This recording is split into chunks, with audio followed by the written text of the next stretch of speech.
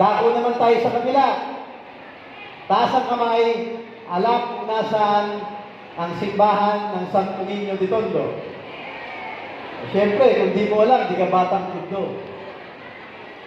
Pagtawid ng Santo Niño na simbahan, hindi pa natin doon yung Jollibee.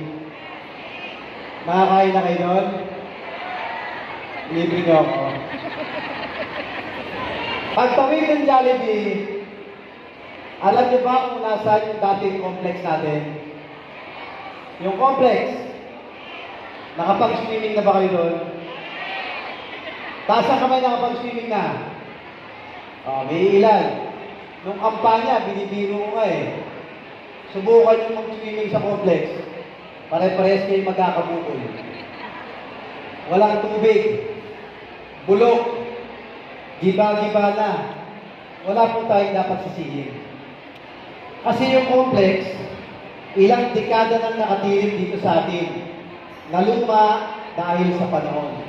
Pero tulad ng pinangako ko nung kampanya, unang 3 buwan po ako naupo, tinibag ko na yung luma. Ngayon, kung may oras kayo, silipin po ninyo. Tinatayo na 4 na palapag, tatawagin natin bagong Tondo Sports Complex, magkakaroon na tayo bagong swimming pool. Bagong indoor basketball court. Hindi yung ganito ha, yung pang-PBA, yung tablalapag. May locker room, shower room, senior citizen center. Yun. May bago tayong gym sa mga gusto magpa-sexy. At meron tayo sa pinakataas, multi-purpose hall, birthday, binyagan, kasalan. Sa lahat ng mahalagang araw ng buhay natin, nasanay tayo ginagawa sa ilalim ng tolda.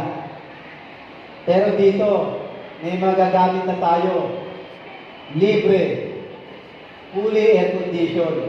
May chandelier kayo at imbitahin niyo yung congressman nyo. May regalo pa po kayo.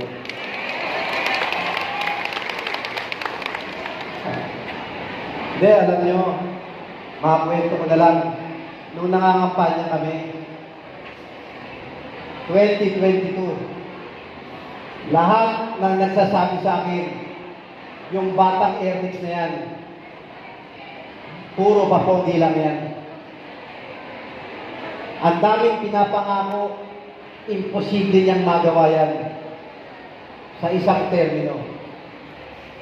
Lahat ng pangungutya, lahat ng pag-aalimusta, ganun po kalupit ang politika.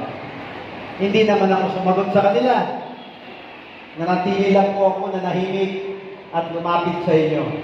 Pero tignan nyo, ang kabaitan ng Panginoon. Binigyan niya ako ng isang pagkakataon na maging congressman ninyo. At hindi ko po binigo yung ating Panginoon. Yung pinangako ko na sinasabi nila noon na imposible, na puro papogi lang daw ako. Yung dating imposible, ilang buwan na lang, bubuksan na natin para sa lahat ng batang Tondo. Hindi ko magawa na maging emotional ba o nakakaluha minsan na alam nyo, hindi naman ako habang buhay congressman nyo eh. Sa totoo lang, hindi ko naman pinangarap na hanggang sa pagtanda ko, ako pa rin ang congressman nyo. Hindi po ako ganun. Yung ayaw lang bumitaw. Ako naman, 3 termino lang po ang congressman. Darating yung panahon, mawawala na po ako sa kinauupuan ko bilang congressman. Pero sa palit na pong kaparaanan, gusto ko naman maalala ninyo ako na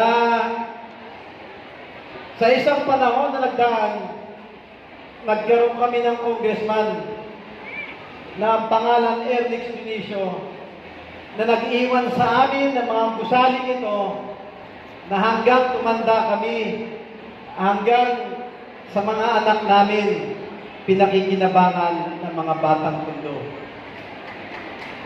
Alam nyo, Lahat po ng ito, pangarap po ng tatay ko. Pangarap ni Jonix Dionisio, na ilang dekada na nagsisilbi sa atin dito sa mundo. Kaya nagpapasalamat po ako sa bawat isa sa inyo. Nagpapasalamat po ako sa inyo at sa ating Panginoon na binigyan po ako ng pagkakataon na maging congressman ninyo. Na matupad ko yung pangarap ng tatay ko. Na naging pangarap ko rin. Na pagdaan ng panahon na hindi nyo na ako congressman, pangarap ko, maaalala nyo lang yung Batang Ernix na minsan naglingkod ko sa lahat ng Batang Tondo.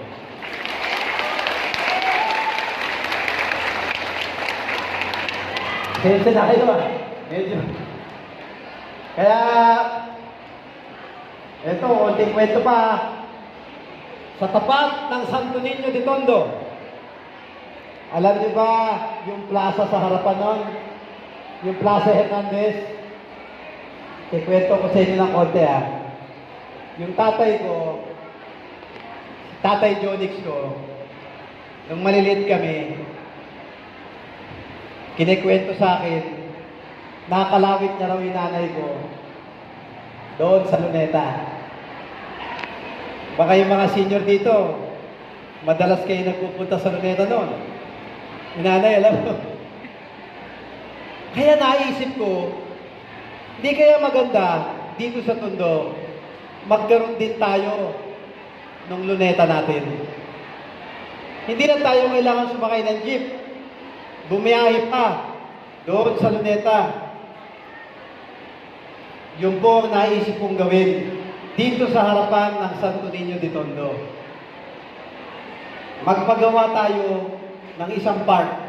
Katulad ng pinagawa ni Yorme, ang Plaza Moriones. Dito gagawin natin, tatawagin natin Bagong Tondo, Plaza Hernandez. Kung saan, magkakaroon tayo ng sarili nating maliit na luneta. Maraming puno, maliwalas na park, may underground water fountain, kung saan tuwing alas 7 ng gabi, paandarin natin magiging bagong tourist park na masisilayan ang lahat ng Batang Tondo. Sa mga lola, sa mga magulang, sa mga bata, at maging baka sa congressman nyo, doon kumatagpuan yung mapapangasawa ko. Si ate. Alam nyo, nakatutuwa na marami na tayo nagagawa.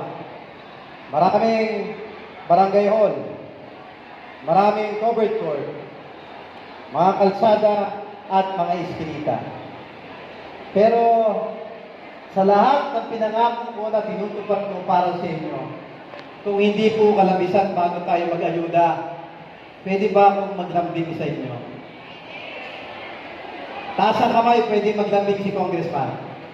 Kung pwede ako maglambing sa inyo, tatlo lang po ito Unang lambing, pakiusap mula sa aking puso. Sa Predil, sa Wagas, sa Balok, sa Parola, sa Herbosa, kahit sa Makati, Quezon City, o kahit sa Amerika pa. Pwede ba pag nakita niyo yung Batang Ernix niyo, pwede ba babatiin niyo ako? Pwede?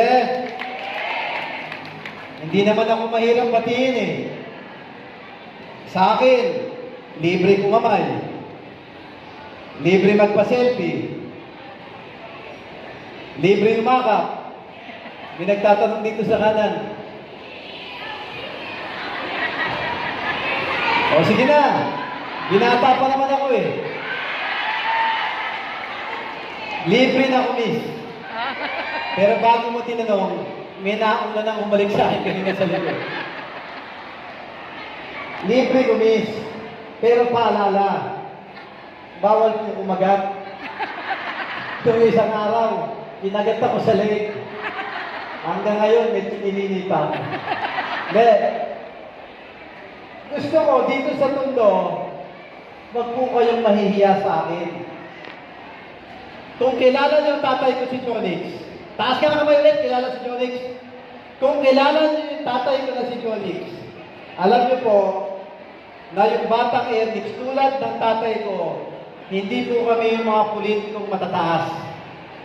Kami po, mababa lang at pangkaraniwan. Tulad nyo, batang Tondo, hindi po kami mahirap lapitan. At gusto ko po dito sa Tondo, iisang pamilya lang tayo. Iisang pamilya. Dapat lahat tayo nagkakakilala. At wala namang kung tutulong sa atin, sa ating mga batang Tondo, kundi tayo rin kapwa batang Tondo. Tama ba rin? Pero ang importanteng tanong, paano na lang kung makita ninyo ako nakapila sa Jollibee? O sige nga, paano kung nakita nyo yung congressman nyo nakapila, nag-aantay sa Jollibee? Ito tandaan nyo to ipaalam nyo sa kaanak, kapitbahay at kaibigan nyo. Pag nakita nyo si Congressman Ernix, kasama si MC Babilin, ang anak ni Babilin, pag nakita nyo ako kami, nakapila sa Jollibee, pangako, ililibre ko kayong lahat. Wow, bongga! Maraming ililibre si Kong. Pangako yan, Kong, Hindi na ako papasok ng Jollibee. Magaling ko lang. Pinipiro ko lang kayo para matawa kayo. Basta nakita nyo ako sa Jollibee, McDonald's, Max, kahit sa kainan, kahit sa Bangkusay o sa Ugbo, pangako, sagot ko kakanin nyo, pati pang take-up ko nyo. Promise ko yan. Generous si Kong. Bakit ko ba sinabi yan? Yan ugaling Pilipino. Ugaling batang Tondo. Hindi ba pag piyesta, kulang na lang ipangutang natin yung kapitbahay natin? Mapakain lang natin pag piyesta? Hindi ba kulang na lang mapangutang natin yung kapitbahay natin? Pag bumisita sa atin, napakain natin ng pandesal o mapasoft drinks man lamang? Hindi ba ugaling Pilipino, ugaling batang Tondo yan? Kapateka, batang Tondo tong congressman nyo. Kaya kulang na lang, pangutang ko kayo. Pangako, sagot ko, pan-Jollibee nyo tuwing makikita niyo ako. Pwede? O pangako yan Kahit saan tayo magkita, iisang pamilya lang tayo dito sa Tondo. Babatiin niyo congressman nyo. At sa abot ng aking kakayahan, susolusyonan ko ang problema ninyong lahat. Promise?